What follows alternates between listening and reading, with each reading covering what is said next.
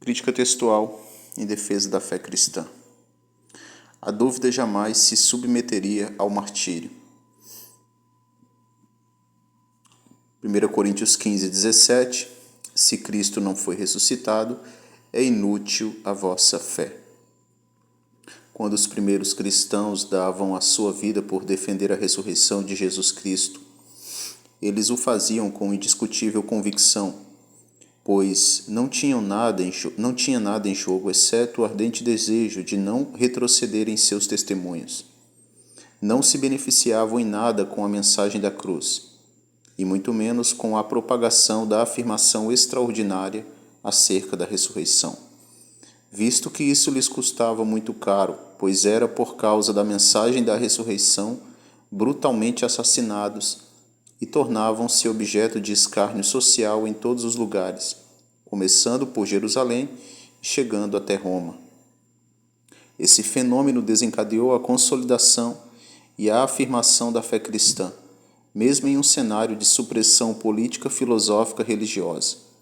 Se o evento da ressurreição de Jesus Cristo não houvesse sido um fato histórico real, não veríamos nenhum discípulo morrer por uma narrativa sensacionalista, cujo objetivo não lhes retraía nenhuma prerrogativa. Mas os céticos levantam o questionamento acerca disso, dizendo que também os muçulmanos têm coragem de morrer pela sua fé. Mas eles ignoram que nenhuma religião se firmou através do martírio. E martírio voluntário para sustentar diante do horror da morte o fato verídico da ressurreição do Senhor.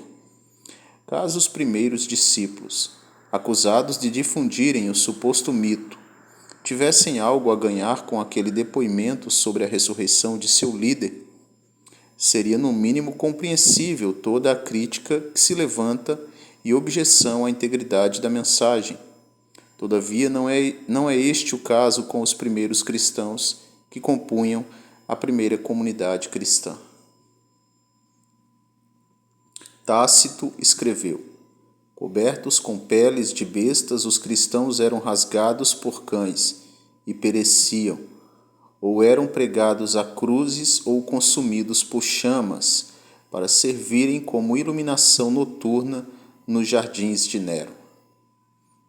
Também Tertuliano, um escritor cristão do segundo século, escreveu: se o rio Tigre transborda, se o Nilo não consegue subir e inundar os campos, se o céu retém a sua chuva, se houver um terremoto, fome ou praga, logo surge o grito: joguem os cristãos aos leões. Nero iniciou a perseguição contra a igreja em 64 d.C., motivo incêndio em Roma, e os cristãos ali foram acusados disso. Foram presos e torturados, houve decapitação e crucifixão, no circo. Cristãos foram queimados nos jardins de Nero. Ele abriu espaço para as perseguições sucessivas, subsequentes. Então, perseguições até 100, aqui tem um resumo. A perseguição estourou pela segunda vez em 95 d.C., durante o governo de Domiciano. Foi durante essa perseguição que o apóstolo João foi exilado na ilha de Patmos, onde escreveu o livro de Apocalipse. Cristianismo sob interdição estatal de 100 a 250. A primeira perseguição organizada que levou os cristãos a banco dos réus ocorreu na Bitínia, durante a administração de Plínio, o Jovem, por volta de 112 d.C. Não se devia caçar os cristãos, mas se alguém dissesse que uma pessoa era cristã, esta deveria ser condenada a menos que renegasse sua fé e adorasse os deuses romanos. Então temos uma lista dos 10 imperadores romanos aqui, que perseguiram a igreja, Nero, Domiciano, Trajano, 112 a 117, Marco Aurélio, 161 a 180, Sétimo Severo, Máximo, o Trácio, Décio. As piores são essas sublinhadas em azul, as piores perseguições que a igreja enfrentou. Período de Décio, 250 a 251, e Diocleciano, de 303 a 311. Também Valeriano e Aureliano. A história nos mostra que ao menos 10 imperadores romanos sancionaram leis e éditos contra a igreja primitiva. Alguns perseguiam de modo esporádico e mais concentrado em províncias. Outros, como Décio e Diocleciano, foram imperadores extremamente hostis e impiedosos contra a igreja dentro do país romano. Então aqui tem algumas causas da perseguição. Argumento filosófico sobre a integridade espiritual e histórica do cristianismo. Argumento epistemológico infusivo. Se os primeiros cristãos, de fato, não tivessem ou visto Jesus ressuscitado, ou ouvido o testemunho de quem o viu, jamais teriam coragem, ou melhor dizendo, jamais se submeteriam a mortes tão dolorosas em troca de uma incerteza, ou de uma hipótese mística. Ora, os homens, independente da cultura e crença, jamais iriam se dispor a morrer pelo que se sabe ser uma mentira. Alucinações coletivas não existem, portanto, deve haver algo maior e mais forte por trás da obstinação de pessoas simples se entregando à morte por amor ao Evangelho. Se ao menos eles estivessem se lucrando daquelas mensagens, os céticos talvez teriam alguns poucos motivos para questionarem a validade de seus martírios. Mas não é esse o caso. Do ponto de vista material, os milhares de primeiros cristãos só tinham a perder insistindo na fé contra os abusos do Estado judeu e posteriormente do Estado romano. Qualquer dúvida por parte das primeiras comunidades no tocante a incertezas sobre a morte e ressurreição de Cristo levaria estes primeiros grupos do cristianismo a temerem qualquer retaliação, ainda mais a morte.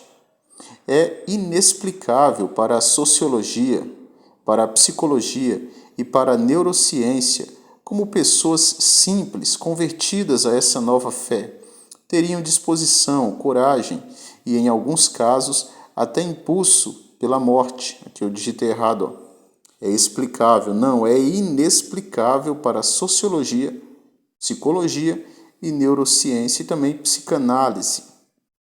Como pessoas simples convertidas à nova fé, teriam disposição, coragem e, em alguns casos, até mesmo impulso pela morte, tudo por não poderem negar ou omitir os fatos apoteóticos da ressurreição do Mestre que eles professavam, que agora os encorajavam a não retrocederem, mesmo respirando ameaças e vendo a carnificina que Roma lhes impunha. Somente uma convicção inabalável na ressurreição de Cristo pôde sustentá-los na obstinação contra as intolerâncias do politeísmo romano. Caso contrário, a primeira geração de discípulos jamais ousariam perder a vida, a única coisa que tinham, por causa de uma narrativa sensacionalista. E o que eles teriam em troca dessa adesão? O que eles receberiam por disseminar uma narrativa que sabiam do sucesso de seu fracasso pelo mundo greco-romano e judaico? Ora, a única vertente histórica capaz de elucidar esses paradoxos é o fato de que realmente algumas dessas pessoas viram Jesus ressurreto, e essa contemplação lhes motivara de modo sobrenatural a seguir e ensinar os imperativos do seu professor galileu, Jesus Cristo. Ninguém morre por dúvida ou por algo que se sabe ser mentira. A ressurreição de Jesus é a virada de chave na história do mundo antigo. Sua sepultura está vazia. Sua mensagem se tornou o maior fenômeno religioso e filosófico do mundo. Sua vida e legado mudou o calendário ocidental e oriental. Suas profecias implacavelmente continuam a se cumprir. E os testemunhos antigos de que ele não permaneceu na sepultura provêm de fontes não cristãs, não apenas cristãs, como também de fontes seculares. Obviamente, os seus opositores negavam-na como uma ressurreição dentre os mortos, mas não